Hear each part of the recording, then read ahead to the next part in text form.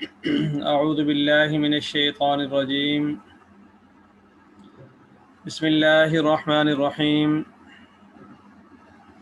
انما الصدقات للفقراء والمساکین والعاملین علیہا والمؤلفة قلوبهم وفي الرقاب والغارمین وفی سبیل اللہ وابن السبیل فریضۃ من اللہ واللہ علیم حکیم۔ یہ سورۃ توبہ کی آیت نمبر 60 ہے، اور اس میں اللہ رب العزت نے مستحقین زکوٰۃ کو بیان فرمایا ہے۔ اس کا ہم ترجمہ دیکھ لیں، پھر اس کے بعد انشاءاللہ تشریح کی طرف چلتے ہیں۔ فرمایا انما الصدقات للفقراء، کہ سوائے اس کے نہیں صدقات سارے کے سارے وہ فقراء کے لیے ہیں، والمساکین اور مساکین کے لیے ہیں، والعاملین علیہا اور ان پر کام کرنے والوں کے لیے ہیں، والمؤلفۃ قلوبہم اور ان لوگوں کے لیے ہیں جن کی دل جوئی کی جائے، وفی الرقاب اور غلام آزاد کرانے کے لیے ہیں، والغارمین اور قرض داروں کے لیے ہیں، وفی سبیل اللہ اور اللہ کے راستے کے لیے ہیں، وابن السبیل اور مسافر کے لیے ہیں، فریضۃ من اللہ واللہ علیم حکیم، کہ اللہ رب العزت کی طرف سے فریضہ ہے اور اللہ رب العزت بڑے علم والے اور بڑی حکمت والے ہیں۔ زکوٰۃ کے حوالے سے دو موضوعات پر ہم پہلے بات کر چکے ہیں۔ ایک، زکوٰۃ ادا نہ کرنے پر وعید اور اللہ رب العزت کی طرف سے ناراضگی اور جہنم کا عذاب، اور دوسرا، صدقہ خیرات اور زکوٰۃ ادا کرنے والوں کے لیے اجر و ثواب اور ان کی فضیلت اور اس اجر کی مقدار۔ آج اور کل انشاءاللہ دو موضوعات پر ہم بات کریں گے۔ نمبر 1 نصاب زکوٰۃ، اور نمبر 2 صاحب نصاب، اور تیسرا پوائنٹ ہوتا ہے مستحقین زکوٰۃ۔ تو صاحب نصاب اور نصاب یہ دونوں چیزیں آپس کے اندر مشترک ہیں، اور جو مستحق کی زکوٰۃ ہے وہ فریق ثانی ہوتا ہے، ایک دینے والا ایک لینے والا۔ تو یہ موضوعات انشاءاللہ مکمل کر کے پھر کوئی زکوٰۃ سے متعلق عام طور پر جو سوالات ہوتے ہیں، بعض جزیات ہیں اور آج کل کی نئی پیدا کردہ صورتحال ہیں، تو اس وقت سوال ہوتا ہے کہ یہاں پر زکوٰۃ بنتی ہے یا نہیں بنتی ہے، تو کس پر بنتی ہے اور کتنی بنتی ہے، اور اسی طریقے سے کن کن جگہوں پر زکوٰۃ نہیں لگ سکتی۔ جیسے زکوٰۃ کے مصارف کا بیان ہے، تو اسی طریقے سے ایک بیان یہ بھی ہے کہ کہاں کون سی چیزیں ایسی ہیں جو زکوٰۃ کا مصرف نہیں ہے لیکن لوگ سوچتے ہیں، یہ سمجھتے ہیں، یہ پھر وہاں پر زکوٰۃ ادا کر دیتے ہیں۔ تو بہرحال سب سے پہلی چیز کہ نصاب زکوٰۃ کا کیا ہے، اس پر ہم انشاءاللہ بات کرتے ہیں۔ نصاب کا لفظ جو نصاب ہے، نصاب کا مطلب ہوتا ہے مقدار یا حساب۔ تو نصاب زکوٰۃ کا مطلب یہ ہوگا کہ وہ مالداری کتنی مقدار کی ہے کہ جتنا مال ہونے پر کوئی مسلمان صاحب نصاب شمار ہوتا ہے اور اس پر زکوٰۃ لازم ہو جاتی ہے، اور اگر اس سے کم درجے کا ہو تو پھر اس پر زکوٰۃ لازم نہیں ہوگی۔ تو اس میں جو آسان سی بات یوں ہے کہ 52.5 تولہ چاندی یا اس کی مالیت کے برابر کسی شخص کے پاس اگر مال ہے تو وہ صاحب نصاب ہوگا اور اس پر زکوٰۃ ہوگی۔ 52.5 تولہ چاندی، اس وقت نبی کریم صلی اللہ علیہ وسلم نے اسی کو متعین فرمایا، اور اسی حساب سے زکوٰۃ جو ہے وہ لازم ہوتی رہی، صحابہ کرام ادا کرتے رہے، اور وہاں سے لے کر آج تک جو ہے یہ چلا آ رہا ہے۔ اور یہ 52.5 تولہ چاندی اس کی مالیت کے برابر جو مال ہے، یہ بھی ہر طرح کا مال نہیں بلکہ 4 طرح کے اموال ہیں کہ جو ان کی مالیت کا مالک بنتا ہے تو اس پر جو ہے وہ زکوٰۃ ہوتی ہے۔ تو اس میں سونا یا چاندی یا اسی طریقے سے نقد رقم اور اسی طریقے سے مال تجارت، ان پر زکوٰۃ آتی ہے۔ اب اگر کوئی آدمی بطور مجموعی اس کے پاس جو کچھ ہے وہ اتنا بنتا ہے مالی لحاظ سے کہ وہ 52.5 تولہ چاندی کی مالیت بن رہی ہے تو اس پر زکوٰۃ ہوگی، اور یہ چیزیں اس کی ضروریات زندگی سے علاوہ ہونی چاہیے۔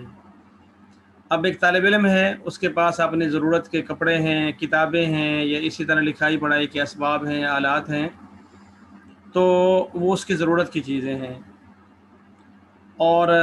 اسی طرح اگر ایک آدمی ہے، اس کے پاس ایک مکان ہے جس میں وہ رہتا ہے، اس کے بیوی بچے رہتے ہیں، اور چاہے وہ 30,000 کا ہو، 40,000 کا ہو، 40 لاکھ کا ہو، جتنے کا بھی ہو، وہ اس کی ضروریات اصلیہ میں شامل ہے، اور اس کی وجہ سے اس پر زکوٰۃ نہیں آتی۔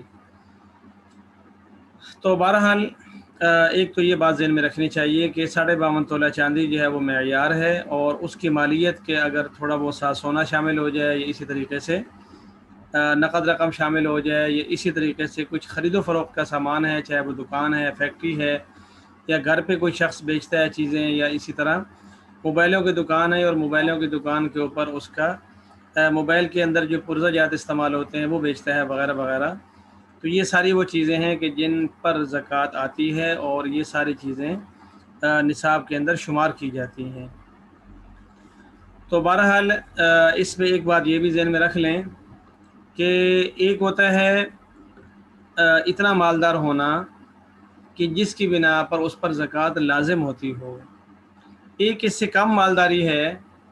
کہ اس صورت میں زکوٰۃ لازم تو نہیں ہوتی، لیکن یہ شخص جو ہے وہ زکوٰۃ مانگ بھی نہیں سکتا، اور ایک اتنی غربت ہوتی ہے جہاں آ کر تھوڑی بہت گنجائش ہوتی ہے۔ تو یہ 3 الگ الگ درجات ہیں۔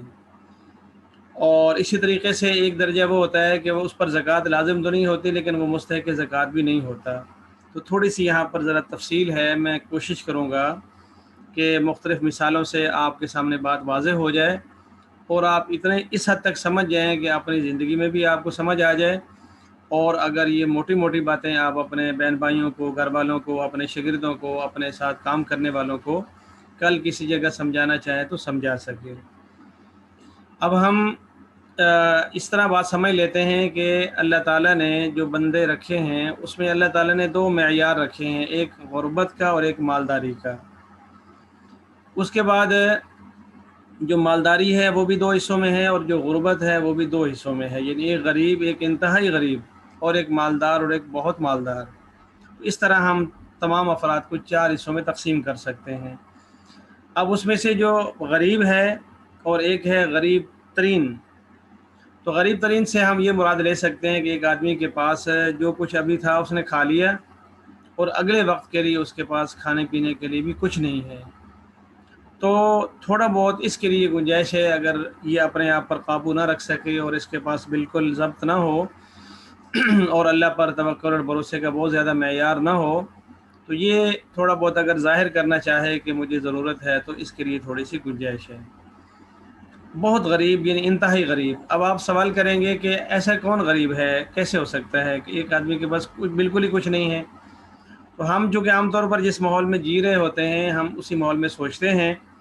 اور اسی ماحول میں ہمارا سوال اور جواب گردش کرتا ہے۔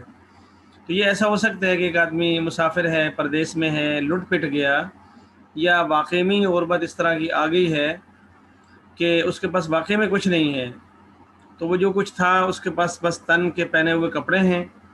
اور اگر آ جا کے کوئی ایک آدھ چیز ہے تو اس کے پاس معمولی سی مسواک ہے، یا چابی ہے، یہ ایسا کچھ ہے جو بالکل بھی قیمت والا نہیں ہے۔ اب یہ آدمی کیا کرے گا؟ تو یہاں پر ہے کہ بھئی تھوڑا بہت اگر کسی کے سامنے یہ بتا دے کہ بھئی اگر کوئی آپ ہمارا تعاون کر سکو کسی بھی مد میں، چاہے وہ زکوٰۃ ہو، تو بس اگر کسی کے پاس اتنا ہے تو پھر اس کے لیے سوال کرنا درست نہیں ہے۔ قرآن پاک میں اللہ تعالیٰ نے فرمایا وَإِنْ خِفْتُمْ عَائِلَةً فَسَوْفَ يُغْنِيكُمُ اللَّهُ مِنْ فَضْلِهِ إِنْ شَاءَ، کہ اگر تم لوگ مانگنے سے بچو گے تو اللہ ان قریب آپ کو غنی کر دے گا اگر اللہ تعالیٰ نے چاہا تو۔ اور حدیث پاک میں آتا ہے کہ قیامت کے دن کچھ لوگوں کے چہروں پر گوشت نہیں ہوگا، اور یہ وہ لوگ ہوں گے جو مانگا کرتے تھے۔ اور یہ بھی بڑا حساس اور نازک مسئلہ ہے، اور اس کو بڑا سمجھنا بھی چاہیے، سمجھانا بھی چاہیے کہ ہمارے عرف میں تھوڑا بہت مانگنے کی تھوڑی سی روایت زیادہ چل پڑی ہے، تو یہ بہت زیادہ خطرناک چیز ہے اور انتہائی ناپسندیدہ ہے، اللہ تعالیٰ کو بھی ناپسند ہے، اور نبی کریم صلی اللہ علیہ وسلم کو بھی ناپسند ہے۔ اور اس کی ایک وجہ یہ بھی ہے شاید کہ ہمارے مالداروں نے اپنی زکوٰۃ ادا کرنا چھوڑ دی ہے یا کم کر دی ہے۔ اگر وہ اپنی زکوٰۃ فرض ادا کرتے رہتے تو لوگ جو ہے وہ مانگنے کی نوبت تک نہ پہنچتے۔ تو بہرحال بحیثیت مجموعی ہماری حکومت اور ہمارے جو مسلمان مالدار ہیں انہیں اپنا فریضہ ادا کرنا چاہیے، اور لیکن اس کے مد مقابل جو ہے جو کوئی آدمی ضرورت مند ہے، غریب ہے، تو حتی الامکان اس کو اپنے اوپر جبر کر کے توکل کا راستہ اپنا کے یا اپنی کام دھندے کا راستہ اپنا کے سوال کرنے سے بہرحال بچنا چاہیے، اور جو بچ جاتا ہے اللہ رب العزت اس کو غنی کر دیتا ہے۔ لہٰذا اگر کوئی شخص اتنا مالدار ہے کہ اس کے پاس کھانے پینے کا کچھ نہ کچھ موجود ہے، ایک آدھ وقت کا کھانا، اب یہ غریب تو ہے لیکن یہ ایسا غریب ہے کہ اس پر زکوٰۃ بھی نہیں، اور اس کے لیے زکوٰۃ کا حقدار ہونا ظاہر کرنا بھی درست نہیں ہے۔ اس کے بعد جس کے پاس اتنا ہے لیکن اتنا ہو کر اس کے پاس سال بھر وہ نصاب کی مقدار باقی نہیں رہتی، تو اس پر نہ زکوٰۃ ہے اور نہ یہ مانگ سکتا ہے اور نہ یہ مستحق زکوٰۃ ہوگا۔ عام طور پر بہت سارے لوگ ایسے ہیں جو کھاتے پیتے ہیں، مال آیا، کھانا پینا سونا جاگنا پہننا اچھا چل رہا ہوتا ہے، لیکن مال جمع ہو کر جو ہے وہ اتنا نہیں بنتا کہ سال کے بعد اس کے پاس نصاب کی مقدار ہو، تو ایسے لوگ نہ زکوٰۃ لیتے ہیں اور نہ زکوٰۃ ان پر لازم ہوتی ہے۔ اب جو آدمی جو ہے وہ 52.5 تولہ چاندی کی مالیت کے برابر کا مالک ہو جائے، جب بھی ہو جائے، اس وقت سے اس کے لیے زکوٰۃ لینا ناجائز ہو جاتا ہے۔ کوئی اس کو دے بھی صحیح تو وہ لے نہیں سکتا، لیکن ابھی تک اس پر لازم بھی نہیں ہوئی ہوتی۔ مثال کے طور پر ایک آدمی ہے، آپ ماشاءاللہ پڑھ رہے ہیں، اللہ تعالیٰ آپ کو آگے چل کر جو ہے اپنا کاروبار دے اور آپ جاب کریں گے، تو ایک وقت ایسا آتا ہے کہ آپ کو تنخواہ ملتی ہے اور پہلی تنخواہ آپ کی لگتی ہے 1,00,000 روپے۔ اللہ کرے سے زیادہ ہو، لیکن ہم کم سے کم آپ کے لیے یہ چاہ رہے ہیں کہ آپ کی پہلی تنخواہ ہو 1,00,000 روپے۔ اس سال جو گورنمنٹ نے زکوٰۃ کا نصاب طے کیا وہ تقریباً 80,000 روپے ہے، سکہ رائج الوقت 2021۔ اب جس دن آپ کے پاس پہلی تنخواہ آئی اس دن آپ فوری طور پر صاحب نصاب بن گئے،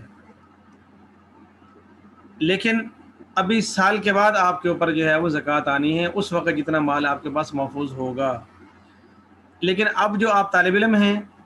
تو ان حالات کے اندر عام طور پر ہم ذاتی حیثیت میں مال کو جمع نہیں کرتے، جو کچھ ہوتا ہے ہمارے والدین کا ہوتا ہے اور اپنی ضرورت کے لیے ہم ان سے لیتے ہیں اور خرچ کر لیتے ہیں۔ تو بحیثیت طالب علم جو ہے وہ آدمی اگر اس کے پاس ذاتی مال اتنا جمع نہ ہو تو اس پر زکوٰۃ لگتی ہے۔ آپ حضرات آپس میں بھی ایک دوسرے کے ہاں دیکھ لیا کریں، نظر رکھا کریں کہ کون سا بھائی یا بہن اس طرح کی صورتحال میں ہے کہ اس کو ضرورت ہے لیکن بہرحال وہ اپنی مجبوری کر کے ظاہر نہیں کرتے۔ تو اگر ذاتی طور پر ان کے پاس ایسا زیور یا اتنا مال نہ ہو جو 52.5 تولہ چاندی کی مالیت کا بنتا ہو، یعنی 70-80 ہزار روپے، اس سے کم کی مالیت ہے لیکن وہ ضرورت مند بھی ہے، تو آپ ان کو زکوٰۃ دے سکتے ہیں۔ یہ طالب علم دینی تعلیم والا ہو تو بھی، اور اگر دنیاوی تعلیم والا ہو تو بھی، اور بالغ ہو۔ نابالغ ہونے کی صورت میں سارے معاملات والدین کے ساتھ منسلک ہوتے ہیں، ماں باپ مستحق زکوٰۃ تو نابالغ اولاد بھی مستحق زکوٰۃ، ماں باپ مستحق زکوٰۃ نہیں تو نابالغ اولاد بھی مستحق زکوٰۃ نہیں۔ لیکن بالغ ہو کر اگر باپ جو ہے وہ زکوٰۃ دینے والا ہے لیکن بیٹے کے پاس ذاتی طور پر اتنی مالیت نہیں ہے تو وہ زکوٰۃ لے سکتا ہے۔ یہ وہ مالداری ہے جو درمیانے درجے کی مالداری ہے کہ ہمارے اوپر زکوٰۃ لازم نہیں ہے کیونکہ ہمارے پاس 52.5 تولہ چاندی نہیں ہے،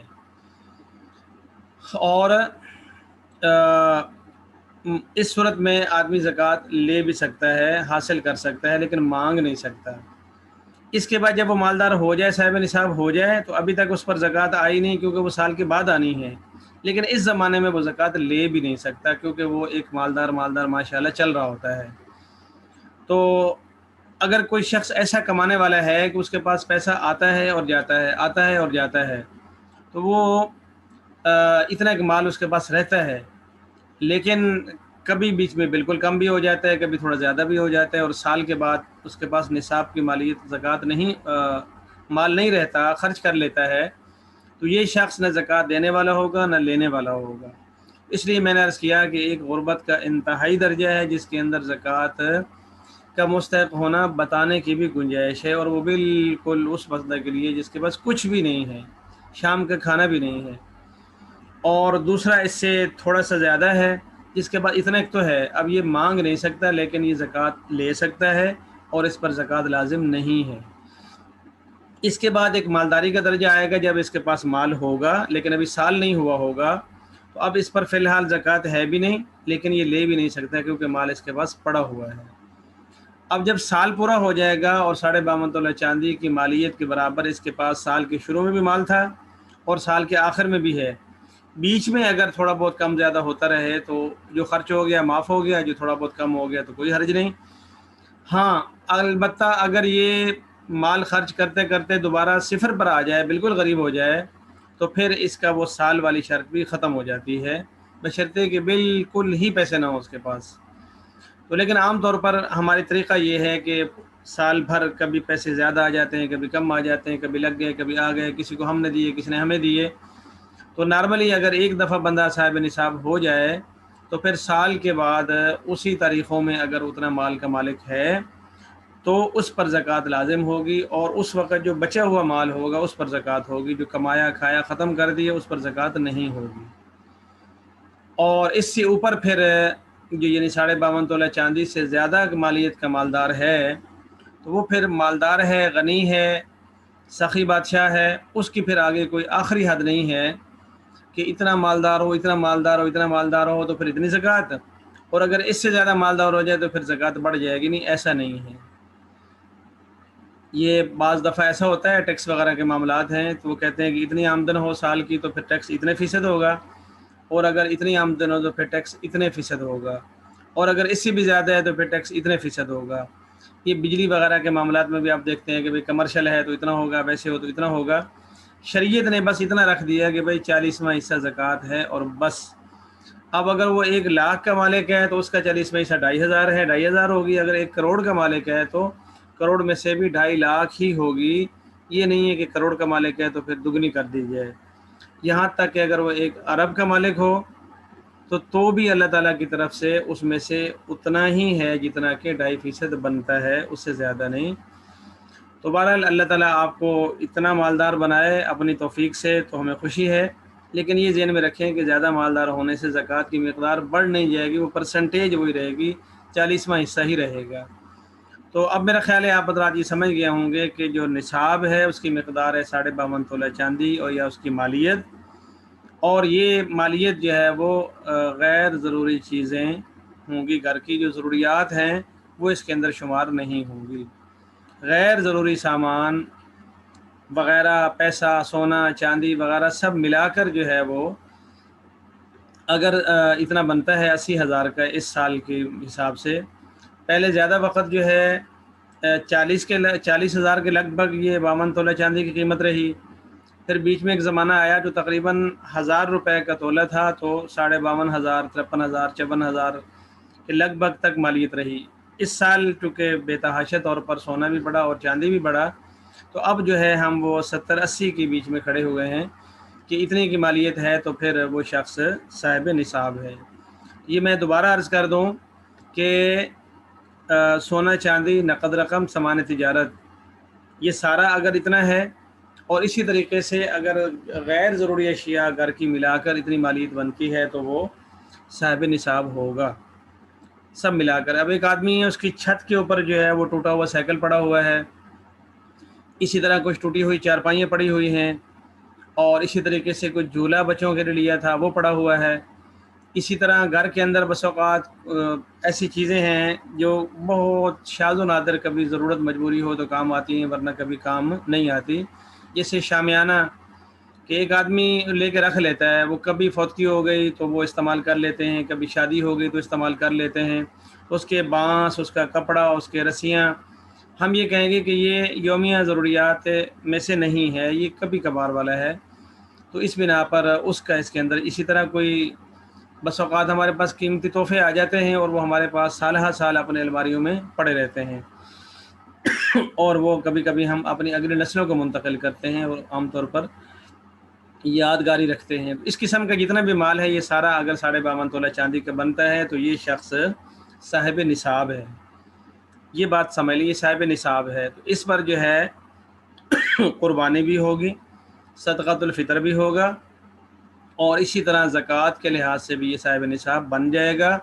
اور یہ شخص زکوٰۃ لینے کا حقدار نہیں ہے، یہ شخص زکوٰۃ لینے کا حقدار نہیں ہے۔ یہ شخص کوئی بیوہ عورت ہو، یا اسی طریقے سے کوئی ضرورت مند آدمی ہو، یا کسی کے بچے زیادہ ہوں،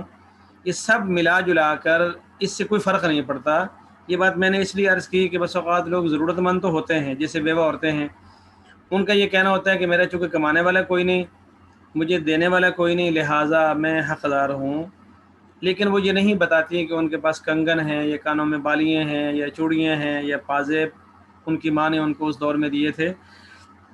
تو ایسی بوڑھی خواتین یا بیوہ خواتین یا بچوں والی خواتین یا بچوں والے مرد، اگر وہ 52.5 تولہ چاندی کی اس نوعیت کی مالیت کے مالدار ہیں، اگرچہ وہ ضرورت مند ہیں، ہم جانتے سمجھتے ہیں کہ ضرورت مند ہیں، ضرورت مند ہونا اور چیز ہے، مستحق زکوٰۃ ہونا اور چیز ہے۔ ضرورت مند ہونا ہم تسلیم کرتے ہیں، لیکن مستحق زکوٰۃ ہونا ہم تسلیم نہیں کرتے۔ تو یہ وہ مالداری ہے جو کم سے کم درجے کی ہے، جس بنا پر آدمی زکوٰۃ لینے کا حقدار نہیں رہتا۔ اب زکوٰۃ دینے کے لیے کیا ہے، اس کے اندر 2 شرطیں ہیں۔ نمبر 1 یہ ہے کہ وہ اتنی مالیت کا مالدار سال بھر رہا ہو، سال کے آخر میں بھی وہ اتنی مالیت کا مالدار ہو۔ نمبر 2 کہ گھر کی ہر چیز پر زکوٰۃ نہیں ہے۔ 4 قسم کے اموال ہوں گے تو ان کی زکوٰۃ اس کو دینی ہوگی، باقی چیزوں کی زکوٰۃ نہیں دی جاتی۔ تو اس کو ہم کہتے ہیں اموال زکوٰۃ۔ اس پر ہم بعد میں بات کرتے ہیں، پہلے ہم اس بات کو کلیئر کر لیں کہ بھائی انتہائی غربت اور ایک درمیانے درجے کا غریب ہونا، اور اس کے بعد ہے درمیانے درجے کا مالدار ہونا۔ تو انتہائی غربت کی حالت میں ضرورت ظاہر کر سکتے ہیں،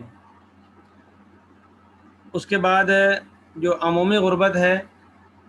اس کے اندر آپ ضرورت مند ہونا ظاہر نہیں کر سکتے، لیکن آپ زکوٰۃ کے حقدار ہوتے ہیں۔ ایک مالداری کا ادنا درجہ، مالداری کا ادنا درجہ یہ ہے کہ آپ صاحب نصاب بن جائیں، تو اس صورت میں پھر حکم یہ ہوتا ہے کہ اب آپ زکوٰۃ لے بھی نہیں سکتے۔ اس کے بعد پھر مالداری کا پہلا درجہ ہے کہ آپ صاحب نصاب ہیں اور آپ کے اوپر سال گزر گیا ہے، تو اس صورت میں آپ پر زکوٰۃ ادا کرنا لازم ہو جاتا ہے۔ تو یہ جو مالداری کا ادنا درجہ تھا، جس میں نے عرض کیا کہ بھائی آپ 52.5 تولہ چاندی مالیت کے برابر کے مالک ہو جاتے ہیں، یعنی گھر کی غیر ضروری چیزیں وغیرہ سب ملا کر 80,000 کے مالک ہیں، اس صورت میں آپ زکوٰۃ نہیں لے سکتے، اور آپ پر قربانی بھی لازم ہوگی، اور آپ کے اوپر صدقۃ الفطر بھی لازم ہوگا۔ اس کے بعد جو مالداری کا درجہ ہے جس میں آپ پر زکوٰۃ لازم ہوتی ہے، تو وہ یہ ہے کہ آپ صاحب نصاب ہوں اور سال بھر جو ہے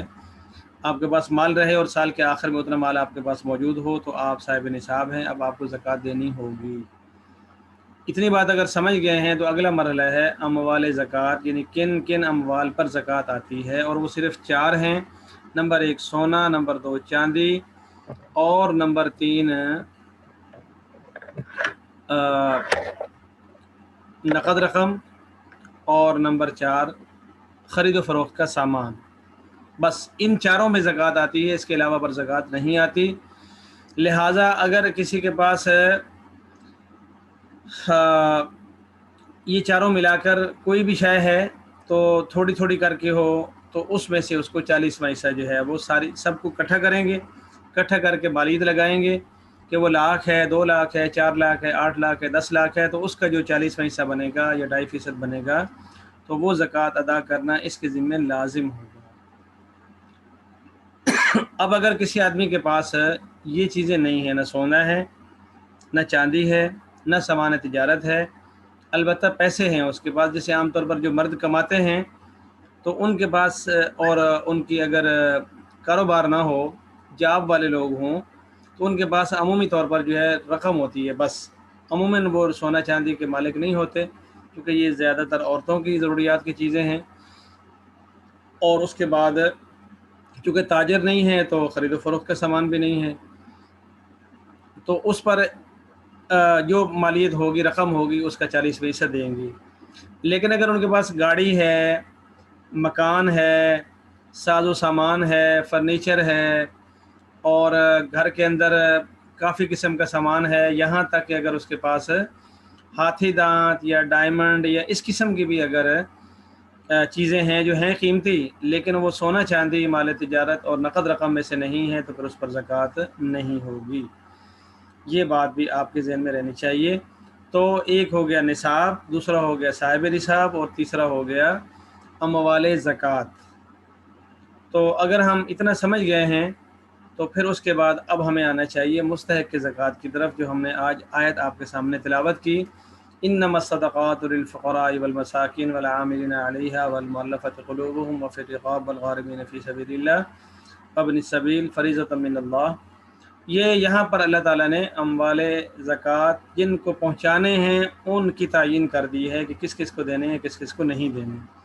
اس میں سے سب سے پہلے آیا ہے انما الصدقات للفقراء والمساکین۔ تو اس کا مطلب ہے کہ وہ والا جو ابھی ہم نے عرض کیا کہ ایک جو غربت ہے، غربت کا درجہ کہ انتہائی غریب نہیں، عام غریب۔ عام غریب کا مطلب کہ جو صاحب نصاب نہیں ہے، تو یہ لوگ جو ہیں وہ اس کی مد میں آتے ہیں۔ تو انشاءاللہ اس پر ہم کل بات کریں گے۔ اب اگر جو ہم نے گفتگو کی ہے اس پر اگر آپ کو کوئی سوال ہو تو آپ پیش کر سکتے ہیں۔ 7 منٹ آپ کی اس کلاس میں سے باقی ہیں، شاباش، فرمائیے۔ سر میں نے سنا ہے کہ جو مال گھر میں پڑا ہوتا ہے، مطلب گھر کی چیزیں جو ہوتی ہیں، اور اگر انہیں استعمال کی پورا سال نہ ہوا ہو، یعنی ضروری نہیں ساری چیزیں سال میں استعمال ہوتی رہتی ہیں، کچھ چیزیں پڑی رہتی ہیں وہ استعمال نہیں ہوتی، تو ان پہ بھی زکوٰۃ ہوتی ہے؟ نہیں، گفتگو میں تھوڑی غلط فہمی ہوتی ہے، تو ان پر زکوٰۃ نہیں ہے، میں نے آپ کو صاف صاف بتا دیا ہے۔ لیکن آپ نے سنا اس لیے ہوگا، جیسے میں نے عرض کیا کہ صاحب نصاب ہونے کے لیے یہ ہے کہ بھائی اگر گھر کے غیر ضروری سامان، پیسے، چاندی، سونا سب ملا جلا کر اگر وہ 80,000 کے لگ بھگ بنتا ہے تو وہ صاحب نصاب شخص شمار ہوگا۔ اور جس کے پاس یہ چیزیں ہیں، گھر کی غیر ضروری چیزیں اتنی ساری، تو اس کی وجہ سے وہ مالدار ہوگا اور اس پر قربانی لازم ہوگی۔ لیکن اگر فرض کرو 40 کرسیاں پڑی ہوئی ہیں تو 40 کرسیوں میں سے ایک کرسی اس پر واجب ہو، ایسا نہیں ہے۔ تو استعمال کی چیز استعمال میں آئے یا نہ آئے، دونوں صورتوں میں استعمال کی چیزوں پر زکوٰۃ نہیں ہے، یہ اموال زکوٰۃ میں شمار نہیں ہوتے۔ اور سوال؟